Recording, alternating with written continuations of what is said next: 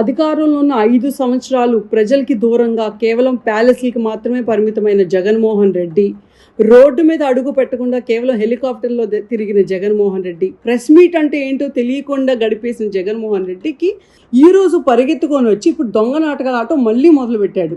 Press ముందు ఏంటి 5 ఏళ్లలో నీకు కనీసం ఒక్క ప్రెస్ మీట్ పెట్టడానికి కూడా తిరిగిలేను నువ్వు ఈరోజు సడన్గా ప్రెస్ మీట్లు పెట్టి మా మీద బురద చల్లటానికి ట్రై చేస్తున్నావు. జనాల్ని భయాందోళనకి గురి చేయడానికి నీ ఇష్టం వచ్చినట్టుగా క్రైమ్ రేట్ పెరిగిపోయింది, నీ ఇష్టం వచ్చిన నోటికి వచ్చిన కేసులు, ఏది నీ మీద ఉన్న ఛార్జ్ షీట్లు 36 అయితే మేము ఈ గ్యాప్లో జరిగిపోయిన కేసులు 36 అని చెప్పి అబద్ధాలు చెప్తున్నావు.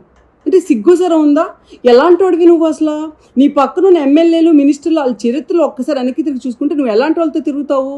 ఒక దళిత డ్రైవర్ని మర్డర్ చేసి ఆ బాడీని పార్సిల్ పంపిన ఒక ఎమ్మెల్సీ భుజం మీద చేతులు వేసుకుని తిరిగే నువ్వు, బాబాయిని చెప్పినోడిని అతి ఘోరంగా నరికినోడిని ఎంపీ చేసి ఆ ఎంపీని పక్కన వేసుకుని తిరిగే నువ్వు, ఎవరో గవర్నమెంట్ ఆఫీసర్కి కడుపు చేసి ఆ బిడ్డకి తండ్రి అయిన ఒక ఎంపీ ఉండండి పక్కన. అంటే ఇలాంటి వాళ్ళని పక్కన పెట్టుకుని తిరిగే నువ్వు వచ్చి బాబు గారికి నీతులు చెప్తావా? ఎలా ఉందంటే కసబు వచ్చి అబ్దుల్ కలాం గారికి దేశభక్తి మీద పాఠాలు చెప్తున్నట్టు ఉంది. అంత అసహ్యంగా ఉంది. ఏదన్నా ఉంటే నువ్వు చెప్పిన నీ కేసులు కాదు కానీ ఏ చిన్న కేసు ఉన్నా సరే, ఏ చిన్న క్రైమ్ ఉన్నా సరే 100% దాని చిత్తశుద్ధితో ఆ విక్టిమ్ ఎవరైనా కానీ, మా పార్టీ అయినా మీ పార్టీ అయినా సరే, అంతే చిత్తశుద్ధితో పనిచేసి అంతే చిత్తశుద్ధితో ముందుకెళ్ళాలి అనుకునే ప్రభుత్వం టీడీపీది. ఈరోజు ఈ నెల రోజుల్లో లోకేష్ గారు కానీ మా ఇతర మినిస్టర్లు కానీ ఎమ్మెల్యేలు కానీ చేసిన పనుల్లో సగం కాదు కదా 10% పనులు కూడా నీ 5 ఏళ్ళ కాలంలో నువ్వు పూర్తి చేసి ఉండవు. లోకేష్ గారిని చూసి సిగ్గు తెచ్చుకో. ఒక లీడర్ ఎలా పని చేయాలి, మనం ఎలా సాధించాలి, ప్రజలు వస్తే ఎలా అందుబాటులో ఉండాలి, ఈ రోజు కూడా అది ప్రతిపక్షంలో ఉన్న అధికారంలో ఉన్నా కూడా ఈ రోజు కూడా మా ప్రతి మంత్రి, ప్రతి ఎమ్మెల్యే, సీఎంతో సహా చంద్రబాబు నాయుడు గారితో సహా ప్రతి ఒక్కరు ప్రజల్లోనే ఉన్నారు. ఈ రోజు కూడా మేము నీలాగా అధికార మదంతో తిరగట్లేదు. ఖచ్చితంగా ఒప్పుకుంటాం క్రైమ్ రేట్ ఇంకా కంట్రోల్లోకి రాలేదు, వచ్చిద్ది.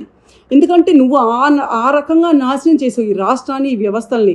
సో అన్నిటినీ మేము మళ్ళీ పునర్నిర్మాణించుకుంటూ మళ్ళీ దాని అన్నిటినీ లా అండ్ ఆర్డర్ని ఒక స్టేట్కి తీసుకురావడానికి 100% టైం పట్టిద్ది. బట్ చెప్తున్నావు, రాసి పెట్టుకో, 5 ఏళ్ళు కంప్లీట్ అయ్యే లోపు నువ్వు చేసిన ప్రతి డ్యామేజ్ని రివర్స్ చేసి దాన్ని మళ్ళీ ఒక గాడిలోకి తీసుకొచ్చే బాధ్యత టీడీపీ పార్టీది.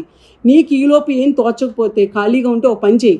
నువ్వు చేసిన అరాచకం మీద వైట్ పేపర్స్, ప్రతి డిపార్ట్మెంట్ మీద వైట్ పేపర్స్ రిలీజ్ అయినాయి. నువ్వు ఎలాగో అసెంబ్లీలో కూర్చో కాబట్టి ఇంట్లో ఖాళీగా ఉంటే యూట్యూబ్ ఓపెన్ చేసుకొని కనీసం అయ్యేనా చూసుకొని తెలుసుకో ఏ రకంగా ఈ రాష్ట్రాన్ని దోచుకు తిన్నావో, ఏ రకంగా ఈ రాష్ట్రం నాశనం చేసావో. Thank you.